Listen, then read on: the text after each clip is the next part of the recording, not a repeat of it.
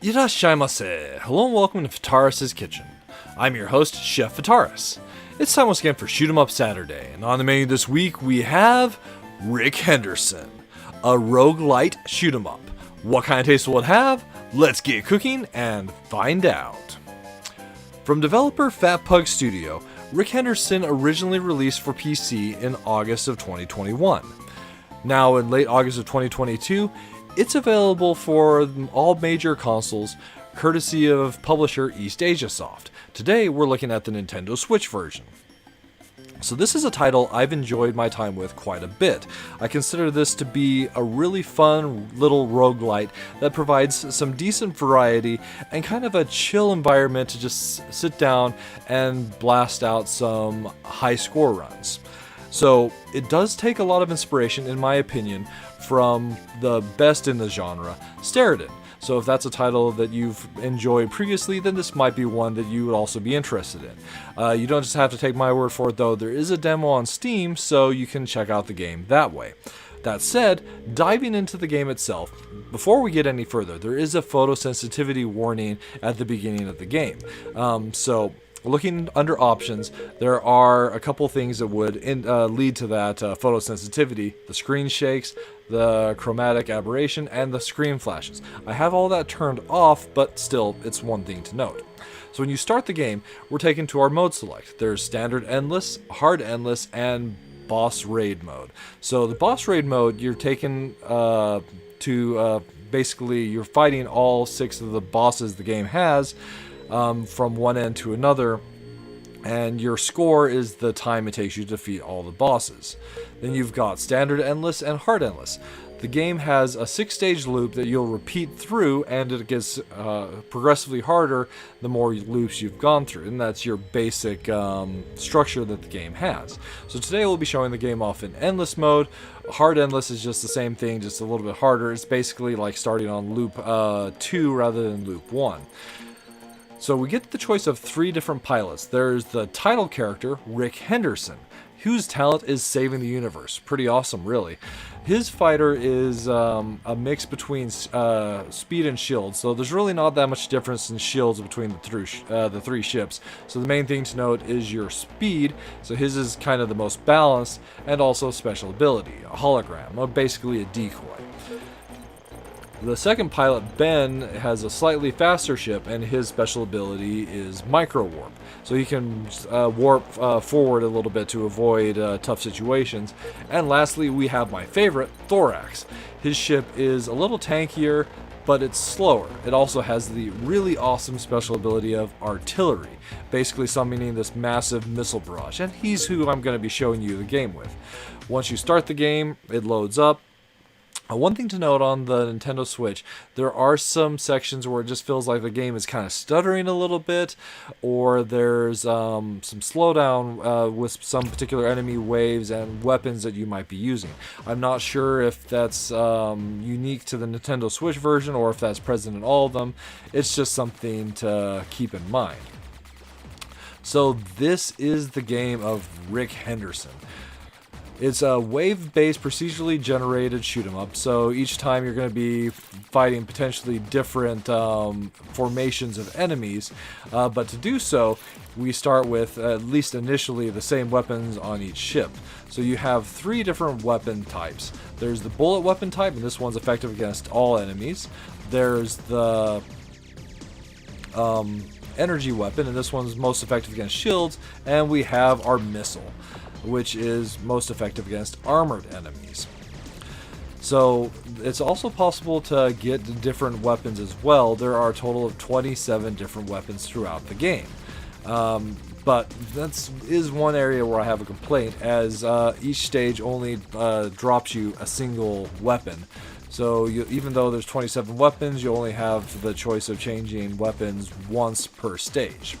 So our weapon we got from this first stage was the nuke hammer, which is a slow firing but extremely powerful variant of the missile.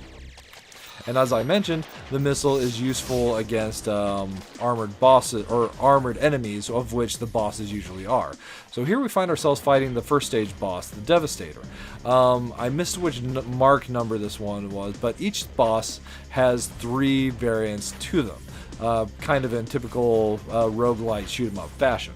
So using the new camera, we were able to make short work of him, and when the enemy is defeated, you get your choice of 4 different perks that you can select out of a choice of 20 total. So some pretty awesome choices here. I'm actually torn between picking the Speed Freak or the Missile Drone. We'll pick the Missile Drone just to give us some additional firepower. So in addition to the main weapon systems I was talking about, we also have the special weapon, and as I mentioned, for Thorax's ship, it's that awesome missile barrage. It does take some time to charge up, but not an overly significant amount of time, to be honest. We also have some really neat scoring systems. So there's a couple mechanics when it comes to scoring going on with the gameplay itself. First off, there's a graze system. Each time you graze enemy bullets within a certain range, you'll both fill up a graze meter up there in the top left next to our life in the special bar, and you'll increase your multiplier. The multiplier also increases as you defeat enemies, but that will reset when you both finish a stage and when you happen to take damage.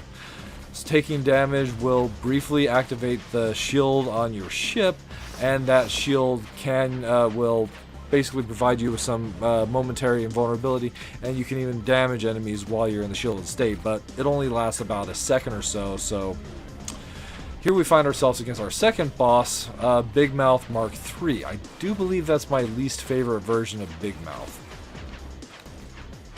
So as you can see, the ship itself has a really like Big Mouth, and yep, this is the one I don't like. So this vertical section here is frustrating. If you're using a slower weapon like the new camera, I'm missing every single shot. But you can see, like with Big Mouth here, that there's some really great indication of damage on the enemy itself. As we deal damage, you start to see that accumulate on the boss. Like soon enough, we'll just see his like cycloptic eye break, and we know we're almost done with this fight. We'll summon our missile barrage, deal some extra damage, and oh, he was able to move up. So we'll use the bullet to try and catch him and finish him off. Once again, bullets like good against all enemies, and the energy weapon, which we got the Valkyrie on this stage, is best against shielded enemies, but depending on what perks you pick, it can be pretty viable as well. So here we've got the choice of picking some more perks. I'm just going to take the quick draw one, as it allows you to swap weapons faster. So normally when you're changing between weapons, there's a momentary lag, as you have the great visual effect of the weapon coming out of your ship's weapon bay changes. So a really nice visual effect. But with the quick swap, instead of being like about a half-second delay time, it's almost instantaneous. So there are also occasional situations where you'll get environmental challenges. So right now we're in the throes of a meteor shower, and while that does make things more difficult for us, it also increases our points that we earn while it's going on. And on the subject of points, there's one more thing I haven't talked about. So you might have noticed that occasionally some enemies will drop these chevron-like badges, like this one here, and if we select those, we'll be filling bars of the associated colors at the bottom of the screen. Ooh, so this stage gave us the Needler weapon, and this is a homing energy weapon, which can be pretty useful. Anyway, back to the rank system. So those badges will fill ranks at the bottom of the screen if we haven't picked up those previous badges. Otherwise, they are worth 500 points. And ultimately, when we get the full set of 6 badges, we will rank up. So that rank starts at, basically it was like we're a recruit, then we would rank up to private, corporal, sergeant, and it goes on from there. That rank is ultimately an end game multiplier. The higher your rank, the more multiplier you get, all the way up to general, which basically doubles your score. Fighting the third stage boss, this is the Vanquisher. And that is basically Rick Henderson served up for your enjoyment. It's been a title that I've had a lot of fun with so far, and it's partially because, as I mentioned earlier, it's just a kind of a game that, at least me personally, I can just sit back and chill with, going through the waves and just working on a high score attack. And I think some of it might be influenced by the amount of time I spent with the title Ceridan. I'm kind of used to this procedurally generated shoot 'em up experience, so this is kind of like second nature to me anymore, and really it's just an enjoyable time. But as far as minus flavors are concerned, so the lack of weapon choice in the various like stages is something that I take some issue with. Only having one weapon upgrade throughout the course of a stage, and not even it always being consistent between giving you all the different weapon choices, but sometimes like you'll get multiple stages where you're just getting the different energy weapons, and you might even like cycle back to the default one. Just I wish there was more chances to see more weapons and experience more of what the game has to offer. There's also a problem of the hitboxes being a little on the large side. I'm not necessarily having a problem with the hitboxes being large, but sometimes it'd be nice to have like a visual indicator for both what the hitbox on your ship is, as well as the hitbox on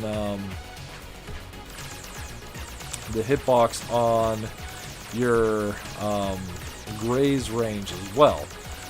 So this one highlights another problem that I was like, that same problem I was discussing with weapons, is this stage provided us with yet another energy weapon upgrade, and we still haven't seen one for the bullet weapons, and only in the first stage did we see an upgrade for our missile weapon. And then this is less of a complaint, but it would be nice to see maybe just a few more wave types as playing through the game across like multiple playthroughs, multiple loops.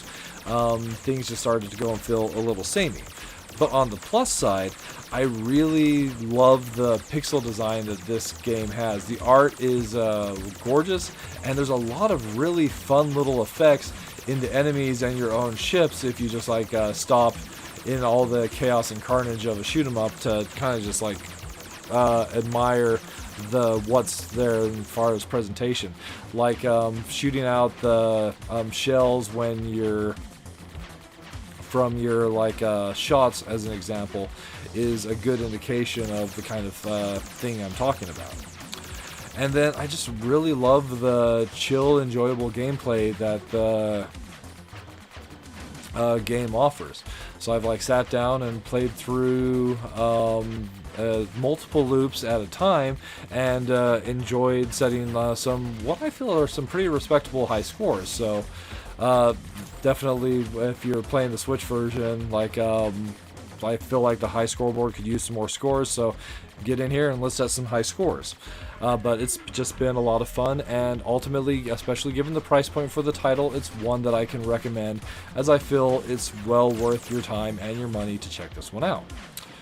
Alright, that'll just about wrap it up for this week's episode of Shoot 'em Up Saturday. As always, I want to thank you so much for joining me this week.